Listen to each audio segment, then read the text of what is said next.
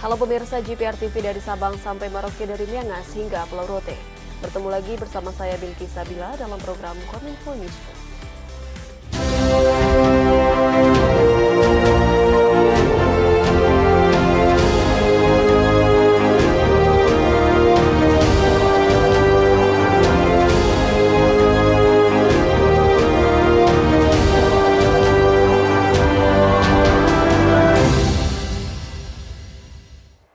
Dan inilah Kominfo Newsroom selengkapnya.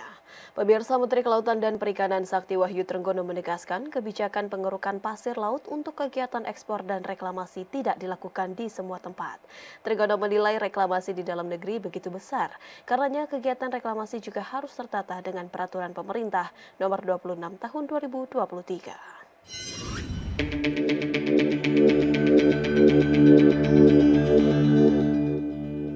Menteri Kelautan dan Perikanan Sakti Wahyu Trenggono menyebutkan, pengerukan sedimentasi laut untuk reklamasi tidak dapat dilakukan di semua tempat. Dengan demikian, material yang dapat digunakan untuk mendukung kegiatan reklamasi adalah hasil sedimentasi, bukan pasir laut yang diambil dari sembarang lokasi. Kebutuhan reklamasi di dalam negeri saat ini begitu besar. Jika pemerintah tidak mengeluarkan keputusan yang tepat, maka pulau-pulau di Indonesia akan mengalami kerusakan. Oleh karena itu terbitlah peraturan pemerintah nomor 26 tahun 2023 tentang pengelolaan hasil sedimentasi di laut. Namun bukan untuk membuka kembali ekspor pasir laut yang dilarang, melainkan untuk melestarikan lingkungan laut. Pemanfaatan hasil sedimentasi khususnya pasir laut nantinya akan diutamakan untuk mendukung proyek pembangunan dalam negeri, serta untuk mengoptimalkan pemeliharaan kualitas ekosistem pesisir dan laut. Pengaturan penggunaan pasir laut salah satunya untuk reklamasi dalam negeri akan menjadi lebih terukur. Tidak semua hasil sedimentasi dapat dimanfaatkan.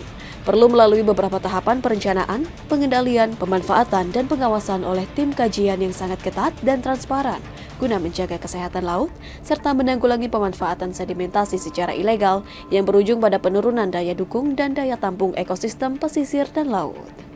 Adapun PP ini lebih menekankan untuk terpenuhinya kebutuhan dalam negeri seperti pembangunan IKN Nusantara, reklamasi infrastruktur di laut, dan lainnya.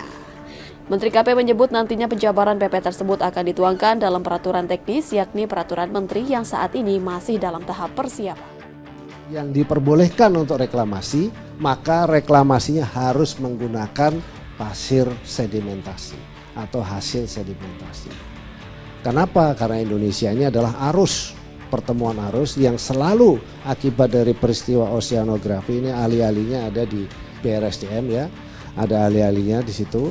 Bahwa akibat dari peristiwa oseanografi itulah terlahir yang namanya sedimentasi. Sedimentasi ini boleh digunakan, tapi ada syaratnya. Di dalam PP itu disebutkan ada syaratnya.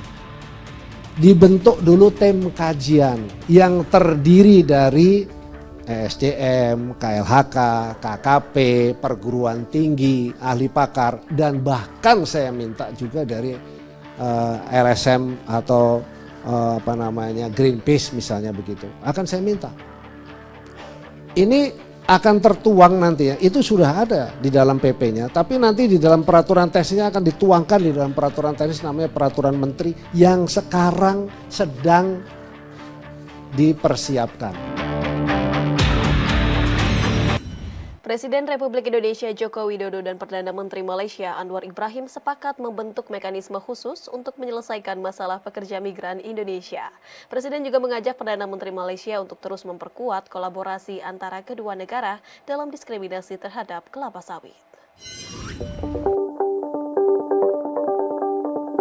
Presiden Joko Widodo melanjutkan kegiatan kunjungan kerja hari kedua di Kuala Lumpur, Malaysia. Berbagai kesepakatan maupun nota kesepahaman antar kedua negara yang dicapai dalam kunjungan Presiden Joko Widodo ke Malaysia tersebut merupakan tindak lanjut dari kunjungan PM Anwar Ibrahim ke Indonesia pada tanggal 9 Januari 2023 lalu. Dalam jumpa pers bersama PM Anwar Ibrahim usai pertemuan di Seri Perdana Putrajaya, Malaysia, Presiden Republik Indonesia Joko Widodo mengapresiasi komitmen Perdana Menteri Malaysia dalam upaya memperkuat perlindungan pekerja migran Indonesia yang berada di wilayahnya. Presiden Joko Widodo juga mengapresiasi upaya Anwar Ibrahim untuk memperkuat upaya penegakan hukum yang adil bagi pegawai migran Indonesia di Malaysia. Selain itu, Jokowi juga mendorong segera diwujudkannya pusat pembelajaran masyarakat di Semenanjung Malaya. Saya sangat menghargai sekali komitmen Datuk Sri Anwar Ibrahim untuk memperkuat perlindungan PMI Indonesia dan juga penegakan hukum yang adil bagi para pekerja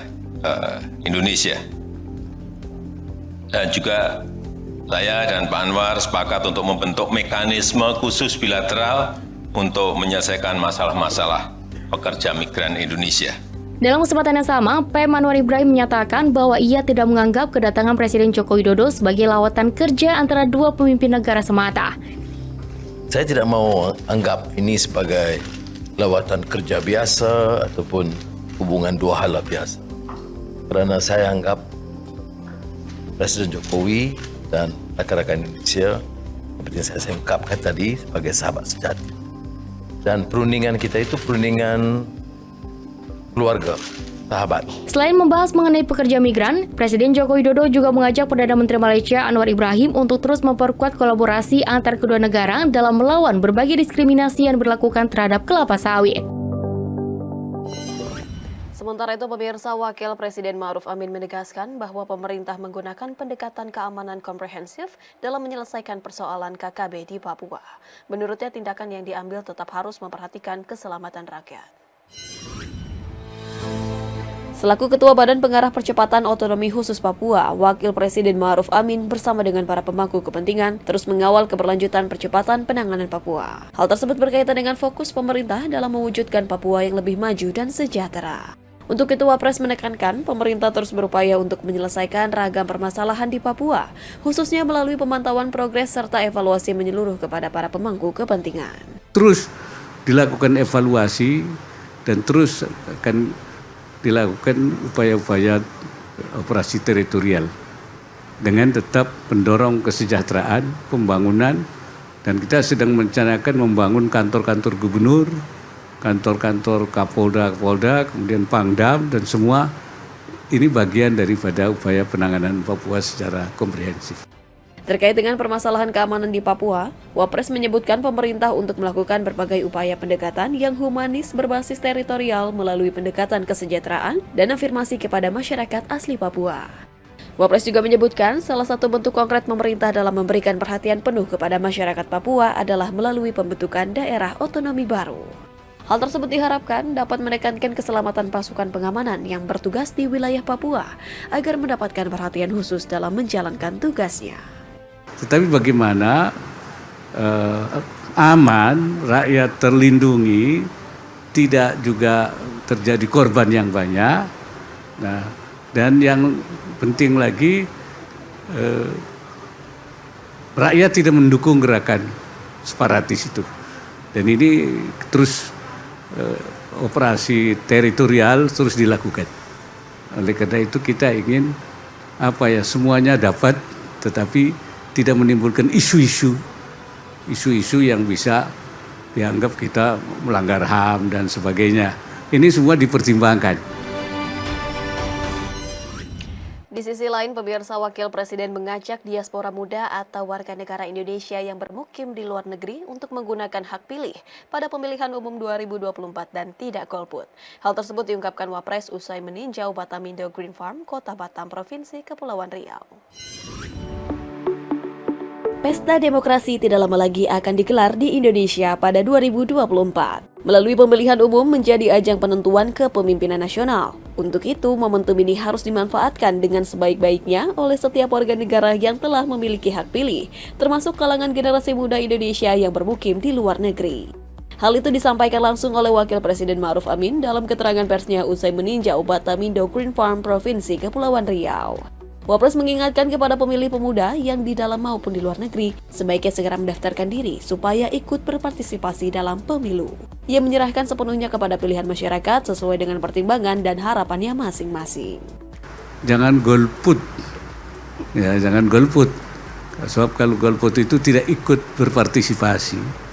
Soal pilihan itu mereka punya pertimbangan sendiri, punya nalar sendiri.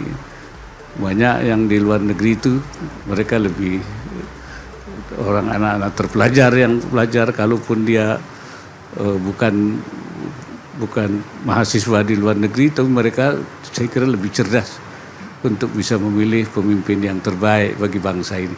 Yang penting mereka harus ikut pemilih. Sebagaimana diketahui, pemerintah menetapkan jadwal pemungutan suara pemilu 2024 yang akan digelar pada 14 Februari 2024. Pada pemilu 2024, masyarakat akan melakukan pemilu legislatif dan pemilu presiden, serta pemilihan kepala daerah.